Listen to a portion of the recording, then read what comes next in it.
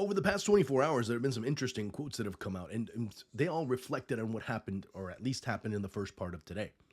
European teams, are they superior to Brazilian teams or South American teams? Yeah, they are. From an organizational standpoint, from a nutritional, from a regimented standpoint, all of that, yes, it is correct. And tactically, are they? You could say so. It is also a very valid point.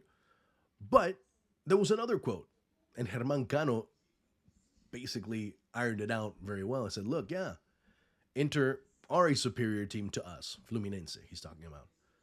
But this is football. And this is football ends up always denying that narrative. And today it ended up doing so once again.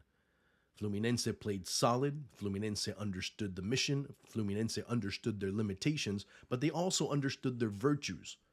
And as a team, they were able to intelligently understand when Inter were overcompensating going forward, leaving spaces they could attack, things of the ilk.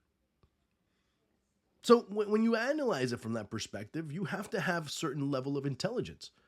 And that doesn't have a region. If a player or a coach or a group of people or a team understand what they need to do and how they need to do it, and they study their opponent properly, there is no region of the world that can end up making up for that.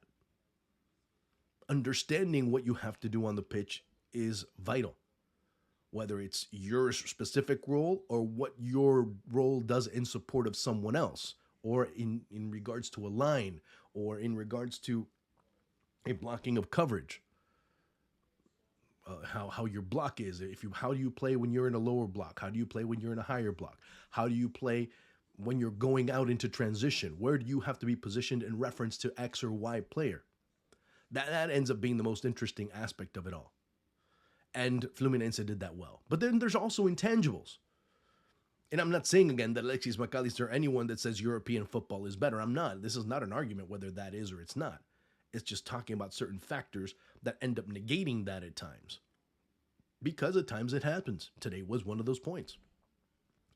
Fluminense knew when to attack. Fluminense knew how to drop back. Fluminense knew how to cover spaces. Because there was a lot of times that we didn't hear much from Dumfries, from DiMarco, from Lautaro Martinez. We didn't hear much. There wasn't much to talk about from Inter offensively.